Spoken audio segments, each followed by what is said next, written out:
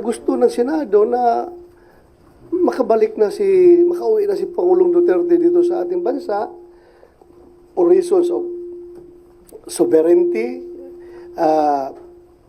reconciliation, if you want it to be also a factor, and also humanitarian consideration. Dahil ang alam natin ngayon is Pangulong Duterte ay butot balat na daw, masyadong mahina na, at nagbigay na nga daw ng pasabi na kung mamatay man siya doon, doon na lang siya magpa-cremate doon na siya magpa-cremate sa dahig. It's a very sad information. So sana kung mamamatay man siya, dito na siya mamatay sa Pilipinas, huwag doon sa ibang bansa. Para naman